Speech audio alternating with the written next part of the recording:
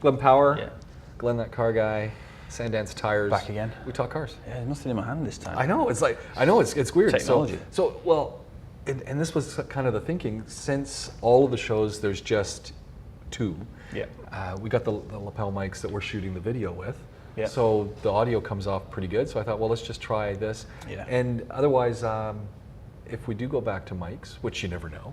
Yeah. Well, I've got Peter. I was going to get some mic stands. So if Yeah. And so I've got the kit here. I just didn't set it up today, but we could easily bring in. I've got Peter, the technical guy from the parts company, who's interested to come in. Nice. But, so there might be 3 of us for that. Yep.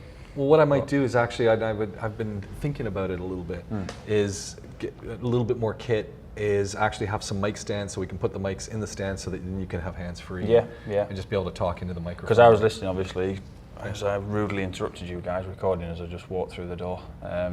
And I heard you on about the Harley stuff, so I quickly got on. Yeah. And I'd seen an article on Flipboard on my phone earlier about man. that. $30,000. It's a lot of money. It's a lot of money. The dreaded millennial word, though, isn't it? Yeah. You're not going to get a millennial on a throbbing Harley anymore. That's, you know, they're just not, and they're not going to wear leathers. Yeah. Because everyone's vegan now. Yeah. So they want like hemp.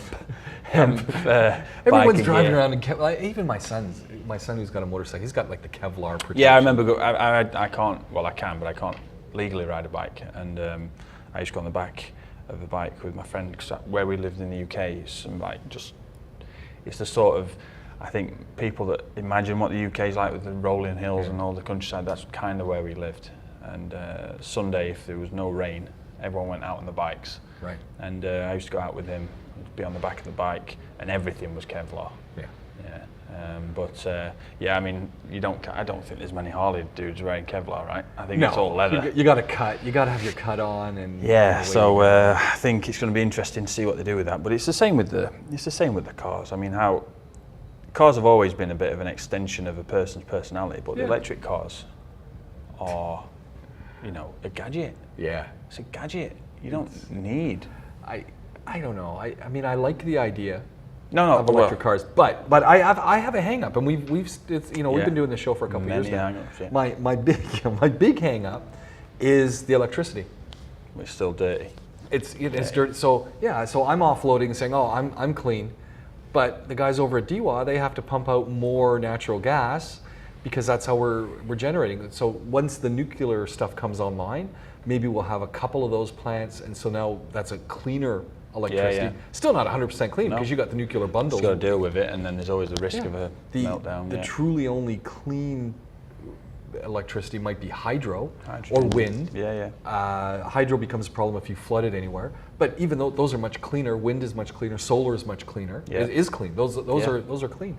But right now it's dirty electricity that we're putting in our cars. So I'm not so sure. We're just off. Yeah, but everywhere has this. Everywhere has to have a start. Yeah, exactly. Steam train. Yeah. I remember doing the Industrial Revolution in history at school and Sure. being amazed by the teacher telling us that trains couldn't go above 12 miles per hour because people thought the bodies would dissolve if they went faster than that. Like, come on. But it's like everything has a start, and Elon Musk and Tesla, what they've done is, if they've done nothing more than focus people on how dirty cars are, right, and that there is an alternative, then that's all they need to have done. Right down to General Motors. They're retooling all of their thinking now to electricity. Yeah. Well, I've started writing things, and I just used a bit of it that I've been doing. One of the things that, and you mentioned General Motors, if you think back to the 60s and 70s, all the muscle car wars. Right. So you've got all the muscle cars. And the Cobra. And the Camaro. Those cars are, on the most part, incredible. Yeah. I mean, most of them are unnecessary. Yeah. But they're incredible. Well, you start looking at it, you say, do I really need a Camaro? Yeah, exactly. You need two-door, 600 horsepower, whatever. Yeah, just because of that competition, we're at where we're at these days, where certain brands are known for certain things. Yeah. None of it was needed, but it was good, healthy competition. It gave what people wanted then, gave it to them. And now Tesla has started a new kind of war. And I just feel like all these, and you've got I feel like I'm being drawn home next door. We've got the Audi Volkswagen guys next door. All these manufacturers, traditional internal combustion engine manufacturers that manufacture cars, has kind of been baited into this. Yeah. And it's like, guys, what are you doing? You know, Honda are running with the hydrogen fuel cell out in California, and it's like, it's got to go that way. Yeah. Who's going to put the electrical cables in for the charging stations? Who's going to queue for 30? If you're 10 minutes waiting for petrol here, it's too much. Yeah. Who's going to queue for 30, 40 an hour for electricity? Like, come on. Yeah. You know, and then you see all these, I see little bits every now and again, because, you know, I do, as I've said, I've been writing stuff about it, and I do read what I can. Wireless charging. Right. So Audi's supposed to be developing the wireless charging, and then can that technology go into roads so that when the car's on the road it's charging? But come on, like, how expensive is that going to be? And surely it's got to be. Well, and I think this is one of the sides. You've got the cost of the vehicle, you've got the cost of the batteries, you've got the cost of the charging. And the batteries aren't renewable. It's a raw material. Well, this is the other thing. I'd really love to hear from Tesla about, okay, when your Tesla's done, you know, what's the lifespan? An A380 lasts 10 years. It tells me on the back of my, it tells me on the back of my AA battery, don't burn, don't crush, don't throw in the waste basket, take to a correct disposal And how many unit. people are doing that? 1 in 100. Yeah. Everyone else is. If that. Everyone, you go to your spinnies, there's a box to put them in. Yeah. And ViroServe, they take care of it for you. And it's like, I know. That raw material for the batteries and they're phenomenal. I mean, you think about what you can do with a battery now, the size that fits in a hatch, like the Model S. Our phones, but in the Model S, in those cars, those batteries. Yeah, I mean, you can power your house if the power goes and in. it's like, wow, as a feat of technology, fantastic, but the ethics behind the actual sourcing of the raw material, for a start, we could go into that. Right. You know, we're probably not, you maybe, but I'm not qualified to go into that. But the ethics of how they source that raw material, and are they exploiting people and nations? And it's always the poorer nations that have it in abundance, right? So, you know, if Tesla aren't around in 10 years' time, some people say they won't be. If they aren't, well, the legacy will be there, just like a lot of the famous car manufacturers that aren't around anymore, because they started this wave of pushing towards. And if it takes, you know, the big boys, Volkswagen, Volvo, Land Rover, Jaguar, it takes those guys coming forward, General Motors, making electric cars to see, look, this isn't feasible for the long term. Yeah. If it takes that happening to then go to the hydrogen fuel cell or some other alternative, then hey, it's worth doing it.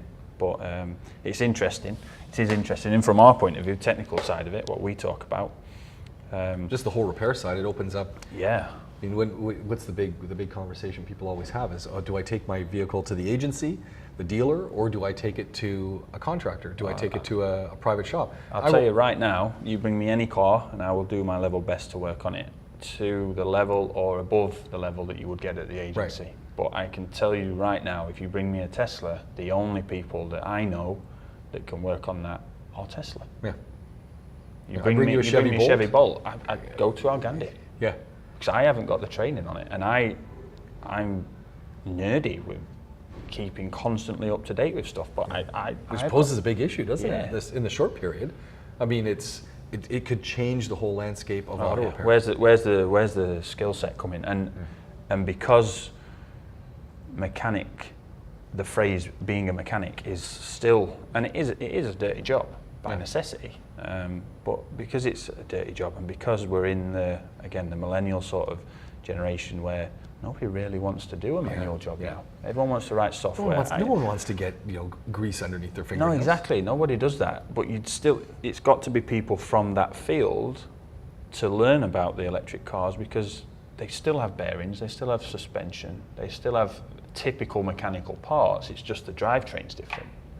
And there can't be a situation, surely, where you have mechanics like myself underneath the car doing the mechanical stuff, and then it goes somewhere else to an office with white walls, and a guy in a white coat comes in and does whatever to the battery and the motor or whatever it is. I mean, it's surely, it can't work. That's going to be, imagine the cost of the dealership to facilitate that. No, So technically, where the skill set's going to come from, I really don't know. I'm almost wondering, and I don't know because I've done zero research on this. Yeah. Are the trade schools that are training mechanics, are they starting to have multiple streams now where I'm going to go in and I'm going to get my basic, my apprenticeship, and I'm going to get my basic certificate in internal combustion engines. Maybe I'm going to get a side certificate in diesel engines, and I'm going to get basic electric training as well. Well, we need to start our school. We've talked about it before. We definitely need to start that. But like if I go back to when I trained, so take an ignition system on a petrol engine. So there's still a spark plug, but there's a direct fit coil onto the spark plug that connects to the control unit. It's all operated by a computer. But when I started training, the people that were training me, and because it's good for underpinning knowledge, we went right back to what we call a points and condenser. So you probably played around with them. We get them on the classic cars. And I remember, and I was one of those guys, sat there thinking, well, it's going to be nice to know about it because I can talk to my granddad about it. And he used to always like tease me about not knowing anything, and he's forgot more than I know and all that. But I don't need this. And then if you're going to go and learn about that. I'm going to interrupt you for a second. I remember vividly, we had a Chevy Van 10, and I remember one winter morning, it wouldn't start, opened up the hood, took off the cowling on inside, took off the air filter top because it's a carburetor, and we had this can of quick start. Easy start, easy start. And it was like a WD-40 spraying it in there. Quite the explosion when that... Oh yeah, and then your paper air filter goes up in flames. Oh yeah, it's great. It started though. Yeah, started every time. And then it was always great because you'd be watching on the carburetor, you'd be watching the flap. Watching it mix. It was just hilarious. But we used to, like I say, we used to have that point where I'd be like, I don't need to know about that. Yeah. So imagine if 18, 19-year-old now thinks, you know what, I didn't want to be a mechanic, but I fancy working on a Tesla. If they're going to go to one of the traditional vocational courses now, they're going to have to learn about this stuff. They might not want to do that. Yeah. And that's going to be the point where I would think they would say, oh, forget this, I'm not interested. I don't want to know about it. And it's going to be interesting. And then again, who's going to train them? Yeah. Because I'm now into my 30s, mid-30s, right? So when I say get to being about 45, if I carry on doing the job I'm doing now, I'm going to be a worn-out mess. You know, I can't physically be doing that job anymore to the best of my ability. So then that's when I go into the, got a saying, those who get to that enough experience that they can pass it on. Or you leave the trade. I leave the trade. My brother's a perfect example. Went from being an auto mechanic for 25 years at GM, and then left the trade, went and built giant motors for GE for another 20 years, but he completely left the trade. And the idea of going back to the trade, not there. But my point is, I would maybe go on to teach. Right. But I can't teach the new generation coming through because I've got no idea about them. Yeah. And I think it's happened so fast. Yeah. So, I guess kudos if you're an agency, if you're a dealer, if you're, the guys over at VW, because if they've got the electric vehicles coming up, they've got to be starting to ramp up their training now. Oh yeah, and the thing with the way that Volkswagen Group are doing it is everything's on the MEB platform, so every single model almost is basically a bit like a Meccano set. It's the same now with MQB on the mechanical stuff. It's like a K-car. But basically the platform, whether it's an RT on a Golf or a Touareg, is pretty much the same. Yeah. So they're going to be throwing them out there. Every single model is going to have an electric version of it, and it's like, wow, where do you get your staff trained for that quickly enough? And it is right. And then you're going to have folks who are really good at it, and you're going to have folks who aren't so good at it, and then you'll have electric car. Essentially, electric car is an electric car. It's different computer interfaces and things, but if you're good at it and good at the problem-solving process, you're going to be in demand, and you're going to see a lot of movement around things as well. It's going to be interesting. The investment in your employees. The investment is one, because I dread to think what the training costs are going to be, let alone the equipment. Can you imagine? Yeah. The equipment. And then the health and safety side of it. But given that there's, you've got brakes. Still get your traditional stuff, but there's less of it. So all of the dirty stuff. Yeah. Imagine what the workshop's going to look like. It's going to be the cleanest workshop you've ever been in. Electric motors break themselves. Yeah. You release, and they'll break themselves. Yeah. And the brakes that are on there are regenerative brakes, so they're charging the battery. Yeah. So it's not a straightforward job. It's going to be interesting. Yeah, it's going to be good. But the world hasn't ended. It's all good. We'll just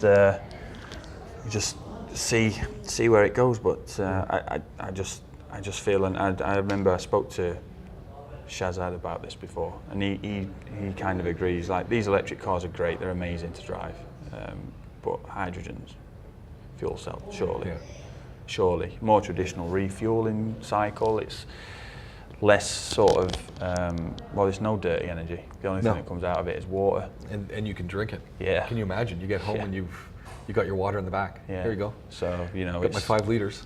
It's I think it's a great idea. The most abundant element in the universe. There's plenty of it. We make hydrogen from water. Okay, they use electricity to do that, but the water can come through a turbine to power and make the electricity to then break it down. No, it's just cool. It's just where it is. But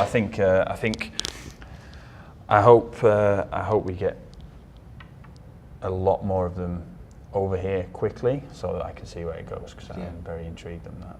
Yeah. It was interesting having a chat with him, Sean, and going back to the Audi folks, talk about CES, and they were playing around with an e-tron there and some other vehicles, but they've got virtual reality in the back seat. So they've taken the videos in the back of the seats, and they've augmented it so that you actually be sitting in the back of your car, the kids can be in the back of their car with VR headsets, and as you're driving, you make turns, it impacts on the VR that the kids are watching. So, you hit a bump, it can have an impact. The entire car ride now, for your kids or for anyone, becomes a game. And I just thought, okay, this is getting cooler by the minute. It's getting cool, but I used to get well, I still do, but I'm just not very often the one to be driven. But I get travel sick looking at the screen. Well, and that's exactly where he went. He said, what about the fact people already get sick? Potentially using them using VR too much or too long. Yeah. How's that going to work in a car? So I don't know, but it's a good idea. I mean, it's one of those. Just why not have a go, throw it out there? Yeah. One of the things I saw that I liked was on the. So everyone's seen the head-up displays. BMW run wild with it. It's on almost every model now. Yeah. But for the sat nav, so you'd augment the actual. So you're on your Google Maps and you get the blue line, follow the lane, but it augments it onto the windscreen. Okay. So it sees the road and it actually shows, because we've all had it. You get to a fork in the road and it says keep left, and then you go past it, turn right. Whoa. How many times? And nothing against the Emirates, but some of the signage is too close. And we're developing so quickly out here. So I don't know how many times I've done exactly that. It's like, you had to go right. It's like, I came in here from Sharjah, from head office, and came down Airport Road after 311.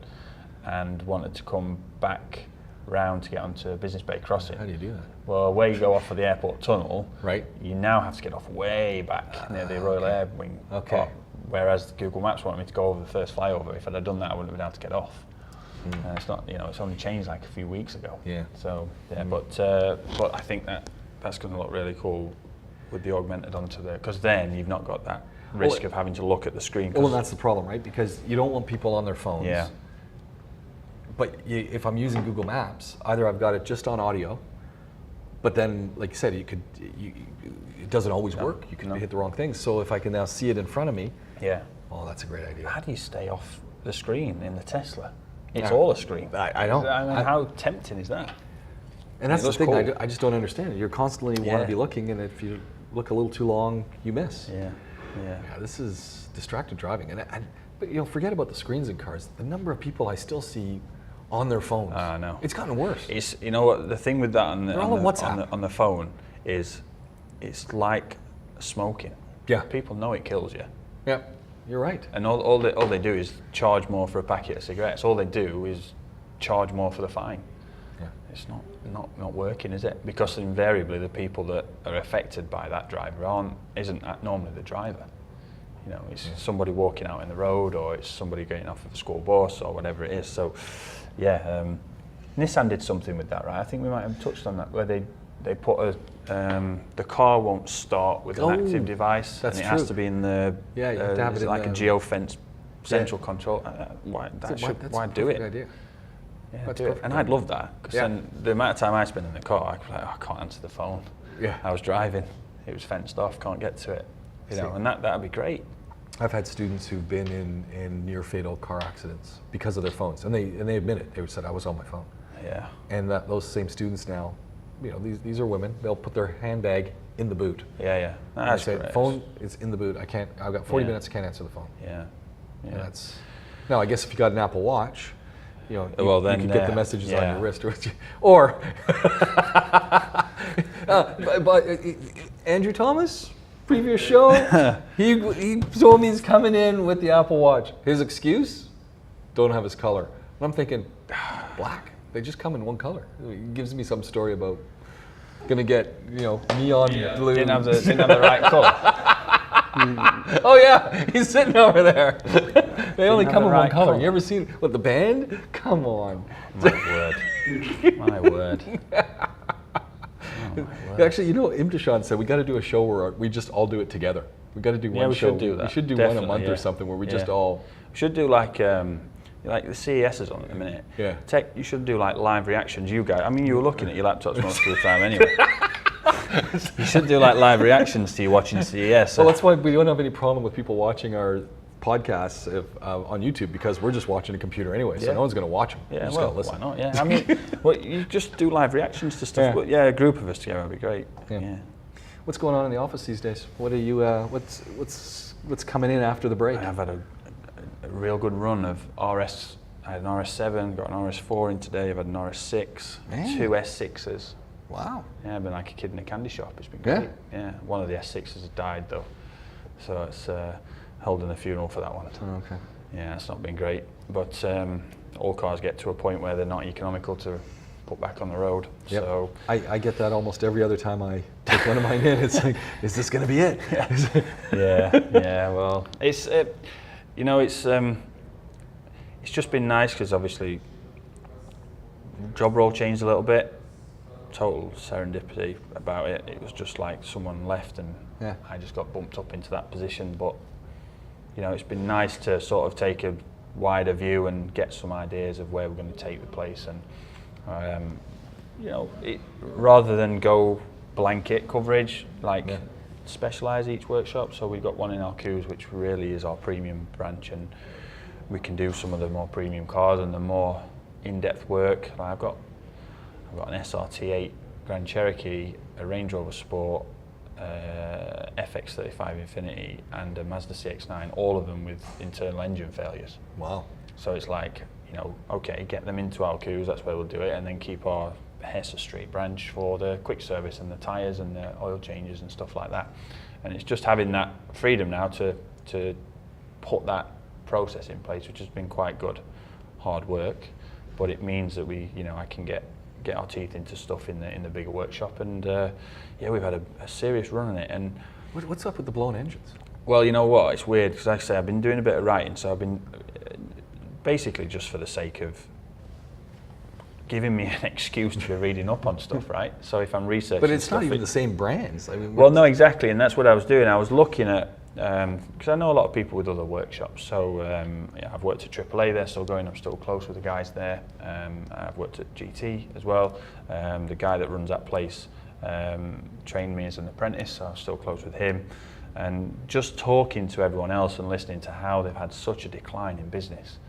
And it's like, we haven't felt that decline, but we were relatively new and our pricing was rock bottom, so maybe that's what it was. And then that made me think, well, hang on a minute, people are keeping their cars and not buying cars because they're not sure economically whether they're going to have a job tomorrow or whether it's worth getting into a bank loan situation for a car, etc., etc. And a lot of it's just hearsay.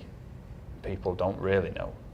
There's not necessarily, I haven't seen a particular downturn, but it made me think, if that's the case, are people, because we had it in the UK, are people not maintaining their cars? So you start to look at that. I think that becomes one of the first things. Well, skipping the oil change. Well, Imtishan said he was in for his 70,000 kilometer tune-up. Yeah. He was at 75,000. Yeah, well, I think that's what's happened, because when I speak to guys at other workshops, and it's not just the two I mentioned, it's ours as well, and what you have seen is a volume drop, so there's not as many cars coming in as regular, but the revenue hasn't really been affected, and it's because there's a lot more bigger jobs. So it's basically breakdown maintenance. Right. It's like people are saying, I've got this little issue, but it starts, No warning lights? No. Any noises? No. Okay, I'm at the office, great. I'm going to go back home. Oh, I've got to go and pick the kids from school. While Everett's running, and look, I know, I'm not sat here on a fortune.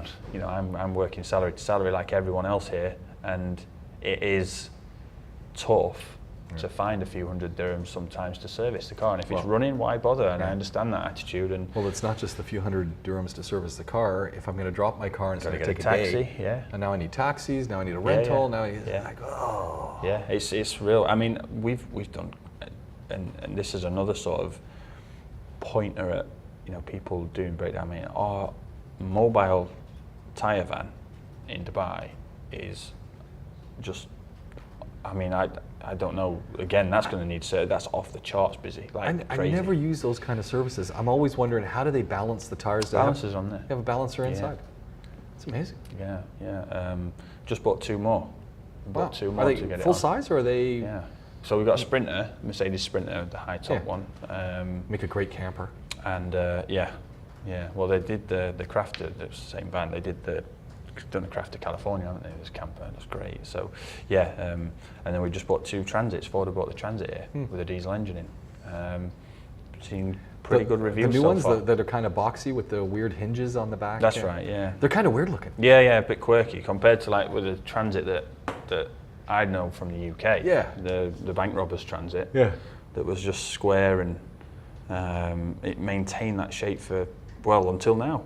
Yeah. But we just bought a couple of those, so they're going to get kitted out, and you know, people just haven't got, like you said, they might have 300 dirhams for the tyre, but man, it's like 75 dirhams for a taxi. Yeah. I haven't got it. And or the time to drop it. Whereas invariably, if you're showing up, so we go there. You do oil changes like that as well? And brakes and that kind of I'm stuff? not actually sure on the regulation for that, because there was a guy out here, or a company out here, that were advertising that they did brakes on the mobile stuff, but I've not seen it. I wouldn't want to do it. Okay. I just wouldn't want to do it. There's so many electrical, even to do an oil change now.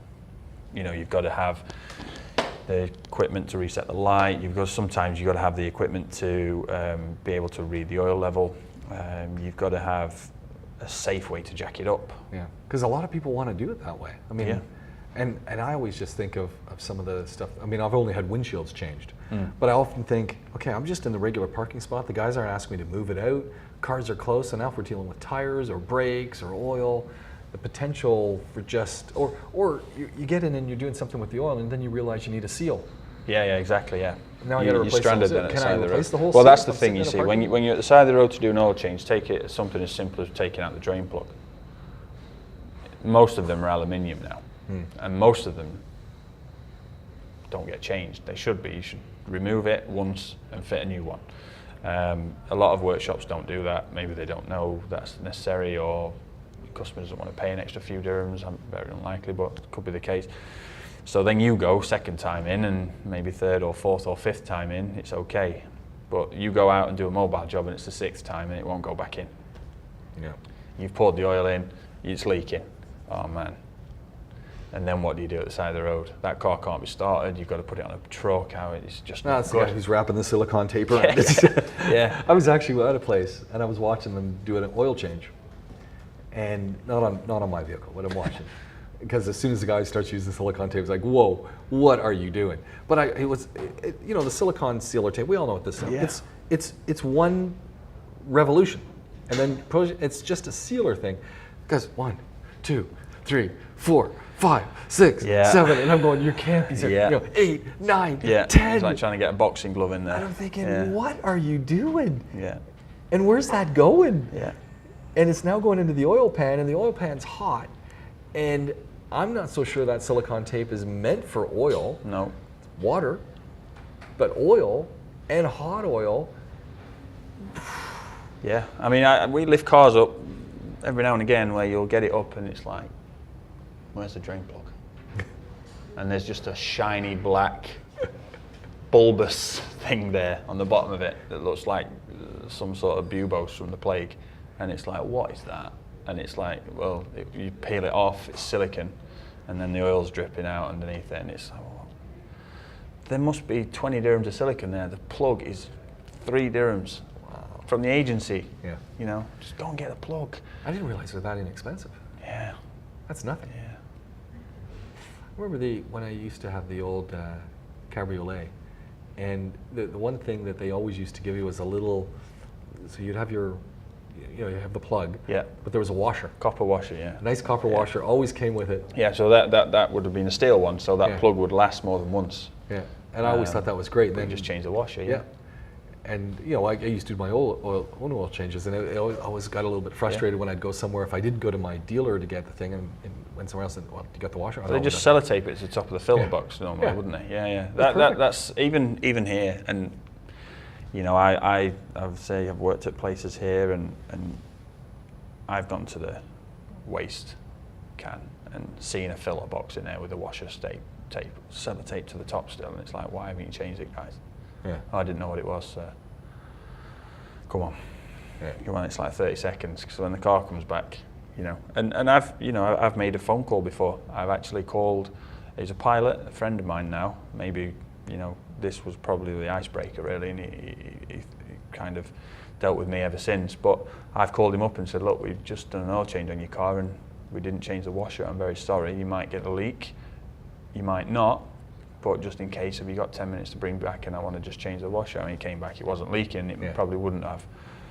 But still, he's a good guy, and he's a friend of mine now. I'd call him a friend rather than a customer, and that's just all from that. But it's just so frustrating. So what's up with the engines? I think it's just lack of maintenance. So really? So they're just not getting the oil changes Yeah, the Infiniti and the Mazda overheated. The Mazda had overheated, failed water pump. One of those things. Yeah. And because you've got a lot of alloy engines now, not the solid cast iron blocks, you don't get much. I mean, once you've got the warning light on telling you've overheated, unless you're like lightning fast, bang, turn off the engine and you're at the side of the road already, you're going to have a problem. And it's just, again, it's down to economics. The SRT got low compression, so it's misfiring. Had this before, cylinder number 7, pistons melted. 6.4 V8, huge amounts of power, and they do tend to get like that. This car's been maintained at the agency, it's never missed a service. Wow. For me to get a set of pistons to rebore the block, the heads on the left-hand side needs to be replaced, new gaskets, bolts, everything else in. It's like 40,000 dirhams.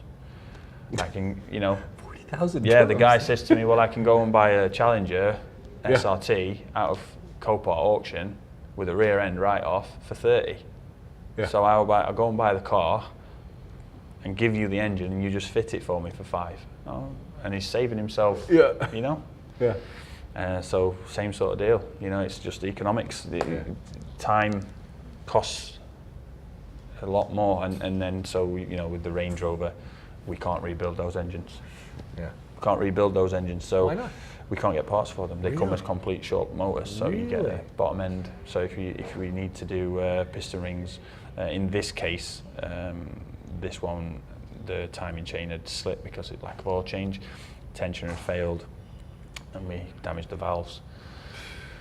The message is, get your car regularly serviced. Yes, unfortunately, without sounding like a salesman. No, but bring it in or take it to wherever you go and change the oil. Hey, I'd love if people started using Sand Dance, not because you hang out here, but it gives us more conversation, because then we can start talking about other folks' cars as well. And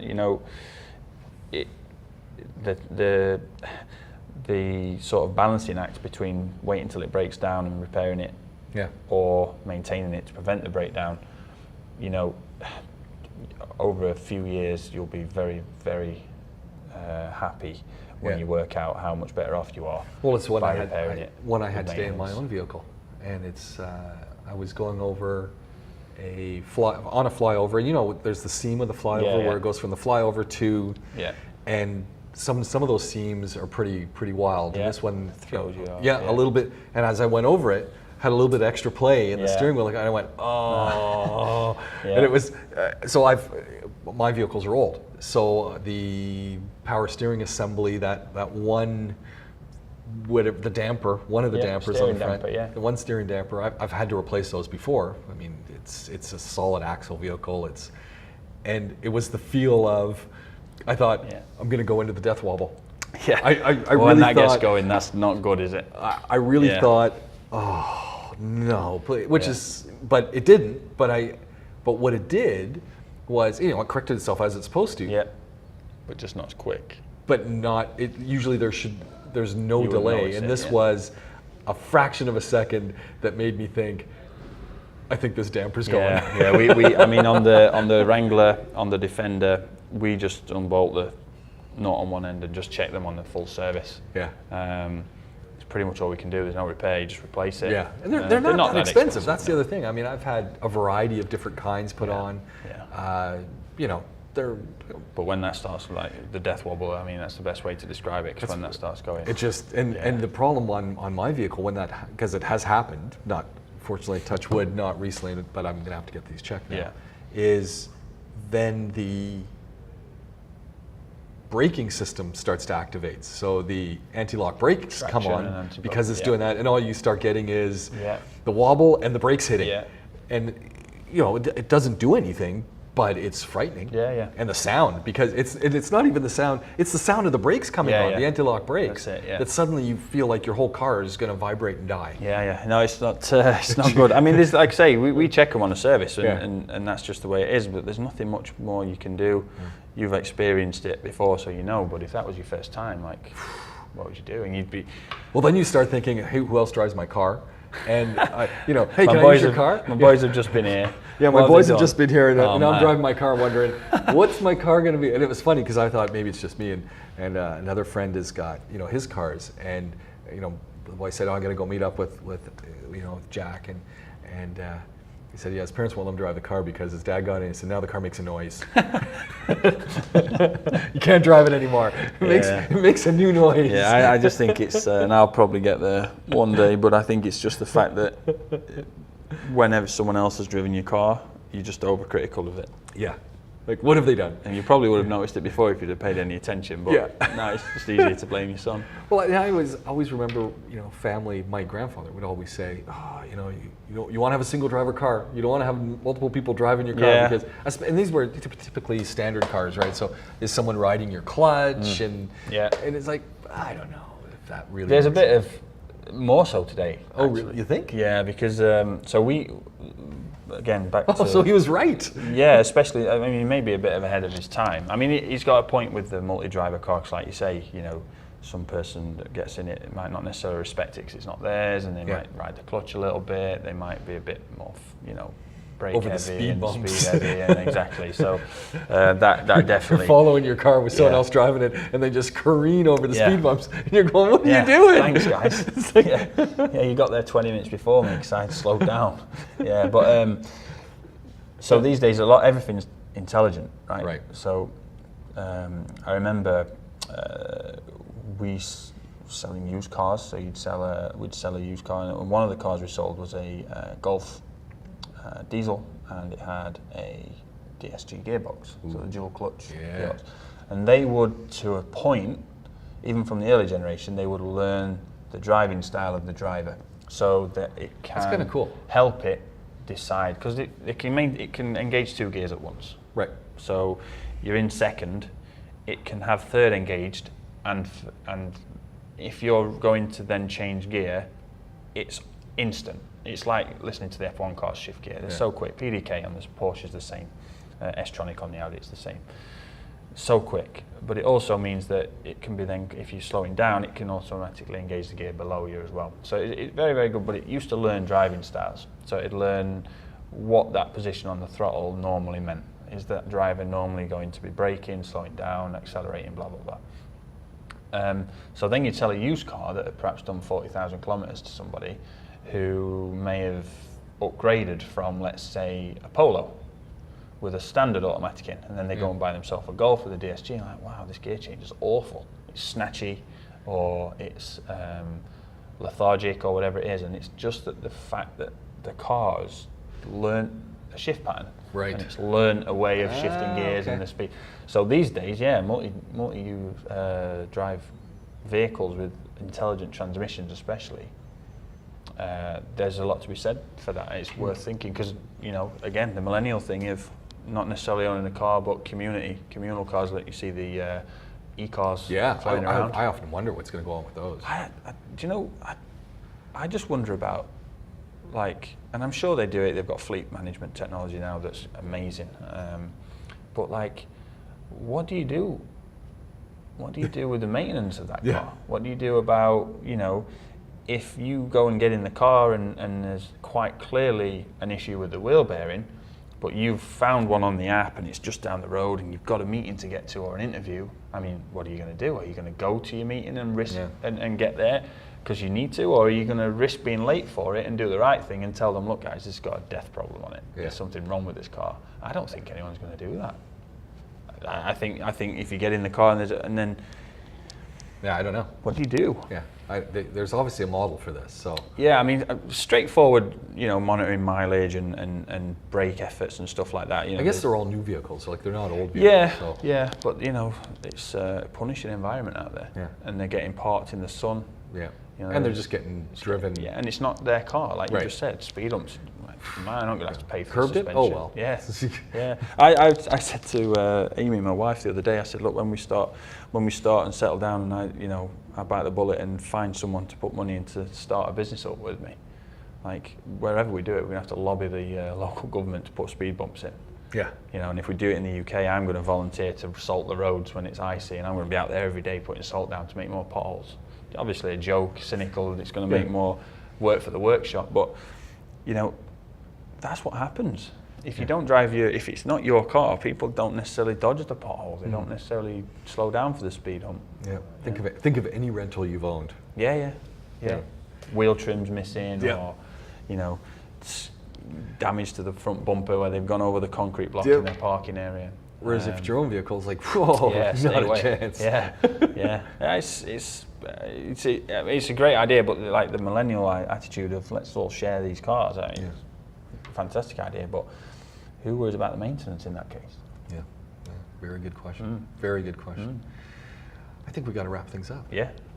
We've still got a whole bunch on the list. We'll roll it over to next week, and we'll start off with a rapid fire question, but we'll kick it off as we typically do with what's going on in the workshop and keep it going. Yeah, there's always something going on. Glenn That Car Guy is where you can find yourself. Podaholiks with a K is where you can find the program. Yep. And if you want to get in touch with Glenn, Sand Dance Tyers, go check it out. They don't just do tires. It's tires and a whole lot more. Need to change Sand that name. Dance. Thank you very much. Thank you. Talk to you soon. There we go.